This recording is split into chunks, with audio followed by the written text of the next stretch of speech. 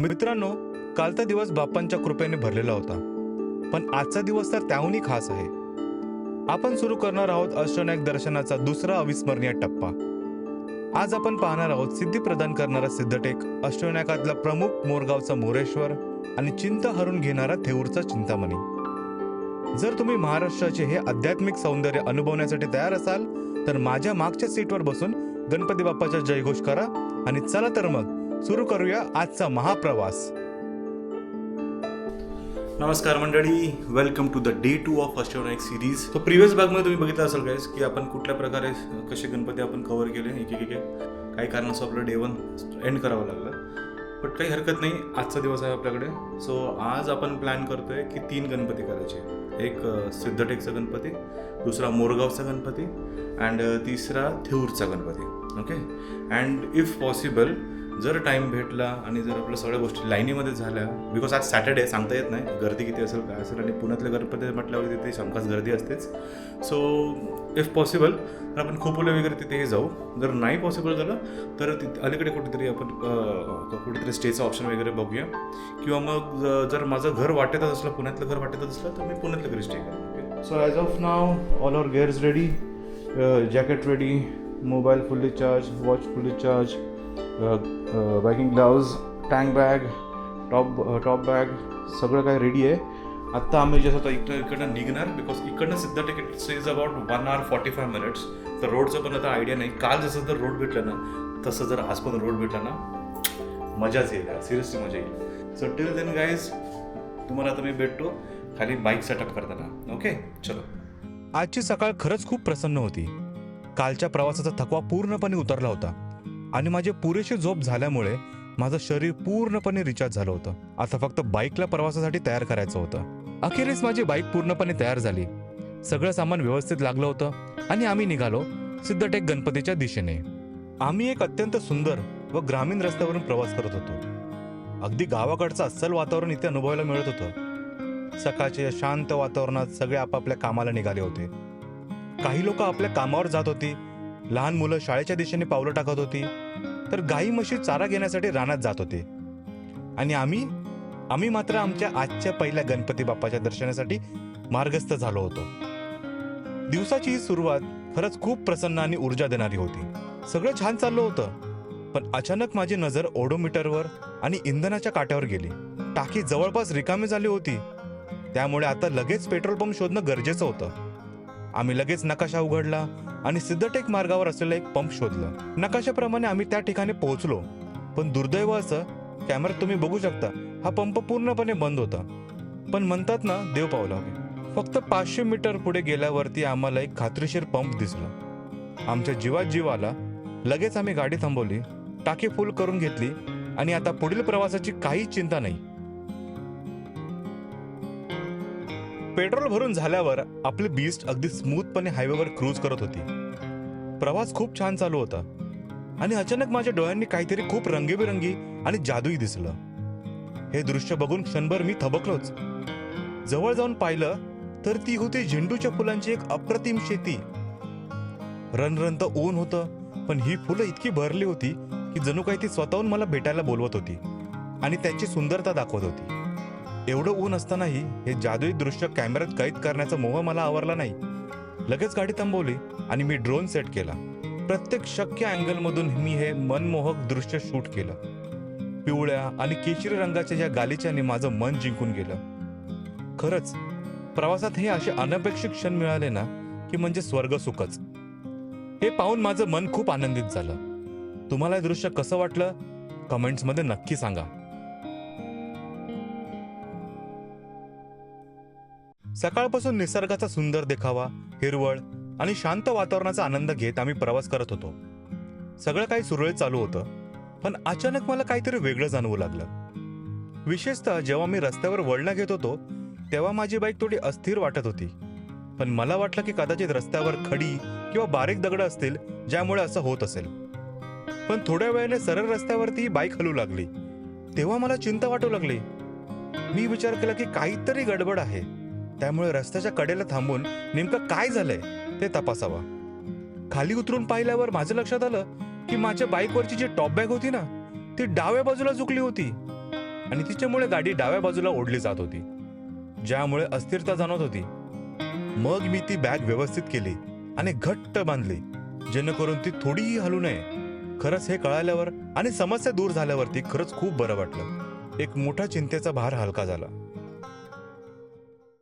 असे अनेक चढउतार अनुभवत शेवटी आपण पोचलो आहोत आपल्या आजच्या दिवसातल्या पहिल्या अष्टविनायक गणपतीच्या दर्शनाला, सिद्धटेकच्या सिद्धिविनायक गणपती मंदिरात. मागे तुम्ही बघू शकता भीमा नदीचा अथांग किनारा आहे आणि त्याच भीमा नदीच्या काठावर विराजमान आहे हे सुंदर, शांत आणि इतिहासकालीन सिद्धिविनायकांचं मंदिर.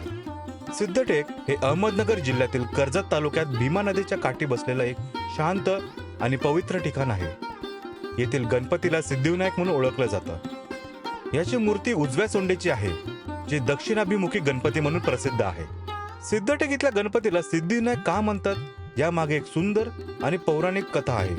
पौराणिक कथेनुसार जेव्हा ब्रह्मदेव सृष्टीची निर्मिती करत होते, तेव्हा मधु आणि कैठब नावाचे 2 शक्तिशाली राक्षस प्रकट झाले. त्यांनी या निर्मिती प्रक्रियेत अडथळे आणण्यास सुरुवात केली. भगवान विष्णूंनी त्या राक्षसांची तब्बल 1000 वर्ष युद्ध केले, पण ते यांना हरवू शकले नाही. तेव्हा भगवान शंकरांनी विष्णूंना सांगितले, तुम्ही आपल्या युद्धरंभी विघ्नहर्ता गणेशाचे आवाहन केले नसल्यामुळे तुम्हाला अपयश येत आहे. यावर भगवान विष्णूंनी याच ठिकाणी कठोर तपस्या केली. त्यांनी ओम श्री गणेशाय नमः या मंत्राचा जाप केला. विष्णूंच्या भक्तीवर प्रसन्न होऊन भगवान गणेशांनी त्यांना आवश्यक दिव्य शक्ती प्रदान केली. या शक्तीमुळेच भगवान विष्णूंनी त्या मधु आणि कैटभ राक्षसांना हरवले. ज्या ठिकाणी विष्णूंना ही सिद्धी प्राप्त झाली, ते स्थान म्हणजे सिद्धटेक या नावाने प्रसिद्ध झाले आणि येथे स्थापित देवाला सिद्धिविनायक असे म्हटले जाते. सिद्धटेकच्या प्रसन्न दर्शनानंतर आम्ही आता निघालो आहोत आपल्या पुढच्या गणपतीकडे, मोरगावच्या श्री मयुरेश्वराकडे. पुन्हा तेच मनमोहक रस्ते, तीच हिरवीगार निसर्गरम्यता आणि त्याच डांबरी रस्त्यांवरून आमचा हा प्रवास सुरू आहे. गणपती बाप्पांचे आशीर्वाद घेण्यासाठी आम्ही पुढे जात आहोत. पण खरं सांगायचं तर या संपूर्ण प्रवासात मला असं सतत जाणवतंय की मी जणू बाप्पांच्या कृपेने आणि त्यांच्या छत्रछायेखालीच आहे. रस्ता खरं तर चांगला आहे, पण प्रवासात एक असा किस्सा घडला की तुम्हाला सांगावंसं वाटलं. पाठून एक ह्युंडाय क्रेटा खूप वेगाने येत होती. रस्त्यावर एक भला मोठा स्पीड ब्रेकर होता. त्या महाशयांनी स्पीड कमी करण्याचं नावच घेतलं नाही. इतक्या वेगात त्यांनी तो स्पीड ब्रेकर क्रॉस केला की त्याची गाडी ऑलमोस्ट स्किड झाली असती. खूप धोकादायक पद्धतीने गाडी चालवत होते. असो, या रॅश ड्रायव्हिंगकडे दुर्लक्ष करून आपण पुढे निघूया. सध्या आमचं लक्ष आहे मोरगावचे मयुरेश्वर. बघूया किती वेळ लागतोय. इथेच आम्हाला मोरगावकडे जाणारा मुख्य फाटा लागला. प्रवासात काही लोक अगदी बेभान झालेले दिसतात. माझ्या समोर एक स्थानिक बाईक्सवर अगदी आपल्याच विश्वात रस्त्याच्या मधोमध गाडी चालवत होता. त्याला आजूबाजूच्या जगाची काहीच पर्वा नव्हती. मला त्याला बाजूला घेण्यासाठी जोर लावून हॉर्न प्रेस करावा लागला. विश्वास ठेवा, हॉर्न ऐकून तो इतका दचकला की अक्षरशः थरथरून बाजूला झाला. त्याची ती अवस्था बघून मला क्षणभर कळलंच नाही की त्याच्यावर ओरडावं की हसावं. काय वर्णन या रस्त्याला. मोरगावसाठी वळण घेतल्यानंतर जो रस्ता लागलाय ना, तो अक्षरशः क्लास अपार्ट होता. हा रस्ता इतका गुळगुळीत आणि सुंदर आहे की गाडी चालवायला खरंच खूप मजा येते. विशेष म्हणजे या रस्त्याच्या कडेला जागोजागी नारळाची झाडं लावली आहेत. जणू काय कोकणातच आल्याचा भास होतो. हे ठिकाण आठवलं की जुन्या दिवसांची आठवण ताजी होते. मागच्या वेळी आम्ही इथे आलो होतो तेव्हा अगदी उन्हाळ्याचे दिवस होते. फक्त रखरखत ऊन आणि जमिनीवरची सगळी हिरवळ करपून गेली होती. तेव्हा इथे काय होतं? फक्त सुकलेली खोडं, वाळलेल्या डहाळ्या आणि काटेरी झुडपं. कुठेही पाण्याचा किंवा हिरवळीचा लवलेश नव्हता. नुसते सुके रस्ते आणि तापलेले दगड. ती वेळ आठवली की खूप नॉस्टॅल्जिक वाटतं. निसर्गाच्या अप्रतिम सौंदर्याचा अनुभव घेत आपण आपल्या पुढच्या टप्प्यावर पोहोचलो आहोत. ते म्हणजे पुणे जिल्ह्यातील बारामती तालुक्यात, जिथे आहे अष्टविनायकांपैकी सर्वात महत्वाचं आणि पहिलं स्थान, मोरगावचा श्री मयुरेश्वर. मोरगाव हे प्रथमा गणपती म्हणून ओळखलं जातं. या गणपतीच्या दर्शनानेच अष्टविनायकाची यात्रा पूर्णत्वास जाते असं मानलं जातं. गणपती बाप्पांनी जेव्हा सिंधू या राक्षसाचा वध केला तेव्हा त्यांनी मोरावर स्वार होऊन हे पराक्रम केले, म्हणून बाप्पांना मोरेश्वर हे नाव मिळालं. मंदिराच्या स्थापत्य कलेबद्दल बोलायचं झालंच तर हे मंदिर पूर्णपणे काळ्या पाषाणांनी बांधलं गेलं आहे. चारही बाजूंनी मजबूत मिनार आहेत, ज्यामुळे हे मंदिर किल्ल्यासारखं दिसतं. इथे एक विशेष गोष्ट आहे. मंदिरात प्रवेश करतानाच डाव्या बाजूला एक नंदीची मूर्ती आहे.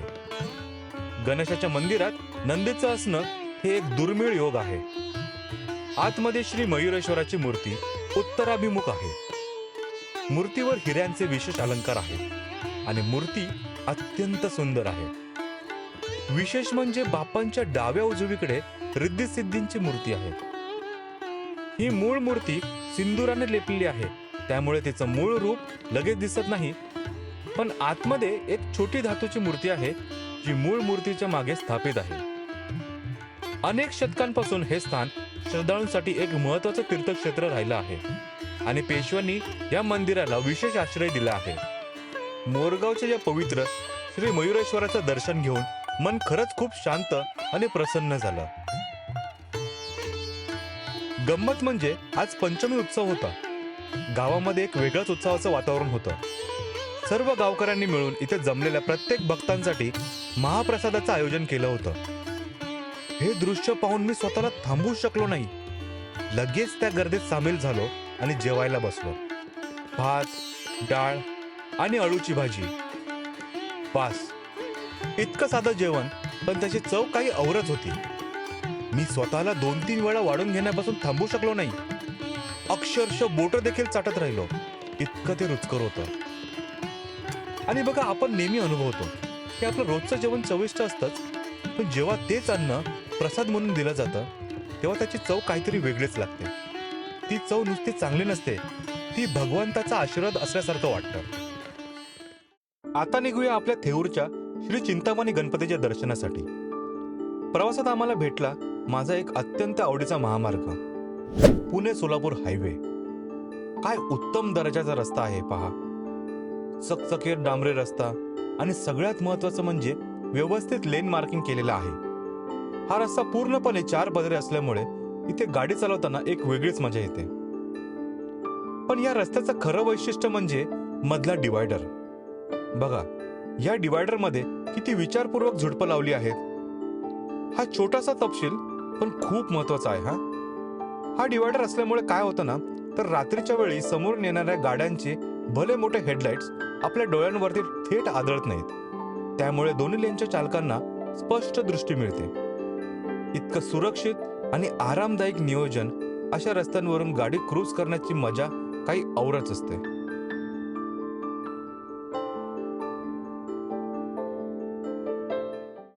पुणे जिल्ह्यातील हवेली तालुक्यात मुळा मुठा आणि भीमा नदीच्या संगमाजवळ थेऊर हे सुंदर गाव बसलेले आहे. इथेच आपल्या चिंतामणी गणपतीचे भव्य मंदिर पाहायला मिळते. चला तर मग या मंदिराचं ऐतिहासिक आणि पौराणिक माहिती जाणून घेऊया. या गणपतीला चिंतामणी का म्हणतात यामागे 2 प्रमुख कथा आहेत. एका कथेनुसार एकदा कपिल मुनी नावाचे ऋषी होते. त्यांच्याकडे चिंतामणी नावाचे एक तेजस्वी रत्न होते, जे सर्व इच्छा पूर्ण करणारे होते. गण नावाच्या एका राजाने कपिल मुनीकडून हे चिंतामणी रत्न बळजबरीने हिरावून घेतले. तेव्हा गणपतीने आपल्या भक्ताच्या मदतीला धावून येत गणराजाशी युद्ध केले आणि ते रत्न परत मिळवले. गणपतींनी ते रत्न कपिल मुनींना परत दिले. कपिल मुनींनी गणपतीला विनंती केली की त्यांनी याच ठिकाणी कायमची व्यवस्था करावी. तेव्हापासून गणपती येथे चिंतामणी या नावाने प्रसिद्ध झाले. दुसऱ्या एका कथेनुसार सृष्टीचे रचनाकार भगवान ब्रह्मदेवाने इथे तपस्या केली होती. या तपस्येमुळे त्यांच्या मनातली चिंता दूर झाली आणि त्यांना शांती मिळाली. त्यामुळे या स्थानाला चिंतामणी हे नाव मिळाले, कारण इथे गणपती भक्तांच्या चिंता दूर करतात असे मानले जाते. मित्रांनो, आजच्या या दिवसात गणपती बाप्पांच्या या 3 महत्वाच्या स्थानी आपण दर्शन घेतले. तुम्हाला आजचा हा प्रवास कसा वाटला हे आम्हाला कमेंट करून नक्की सांगा. जर तुम्हाला हा व्हिडिओ आवडला असेल तर लाईक करा, आपल्या मित्रांसोबत शेअर करा आणि अशाच सुंदर व्हिडिओसाठी आपल्या चॅनलला सबस्क्राईब करायला विसरू नका. लवकरच भेटूया अष्टविनायकाच्या 3ऱ्या दिवसाच्या प्रवासात. तोपर्यंत गणपती बाप्पा मोरया.